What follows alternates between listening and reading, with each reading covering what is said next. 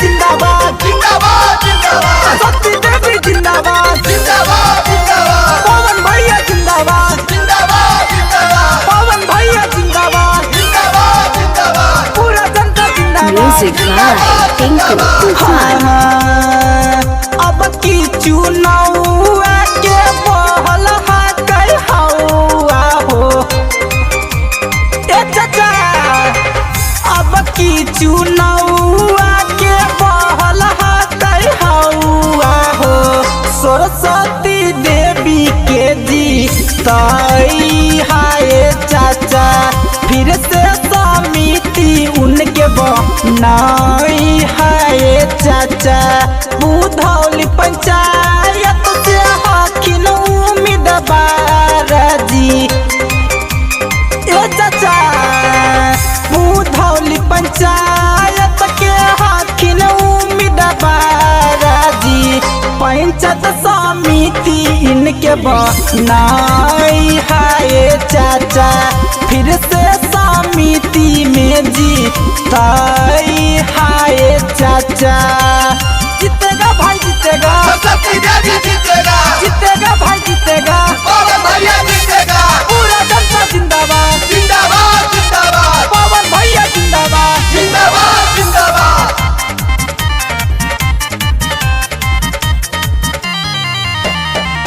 गौआ के रौनक बढ़ै तुन सरस्वती देवी ए चाचा। घर घरे नाल जल करबै तुन सरस्वती देवी। इनके समिति में जीताई हाय चाचा। फिर से समिति में जीताई हाय चाचा। घर घरे कोलानी देबै तुन पवन भैया जी ए चाचा।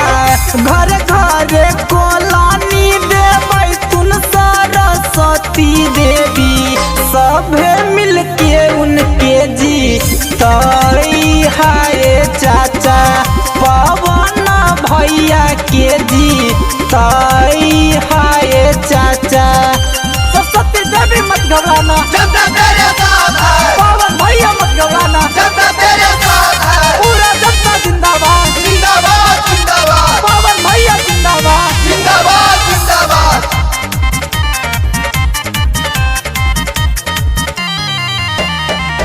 गली गली सोलिंग ढाला भैया करबै थुन जी ए चाचा। गली गली नाल जल के बोरिंग करबै थुन जी। सब मिलके समिति बनाई हाय चाचा। फेरू से इनके के जीताई हाय चाचा। बुधौली पंचायत के हकिन उम्मीदवार जी ए चाचा। बुधौली पंचायत के हकिन उम्मीदवार जी। भूषण राजा के कहल मानी हाय चाचा।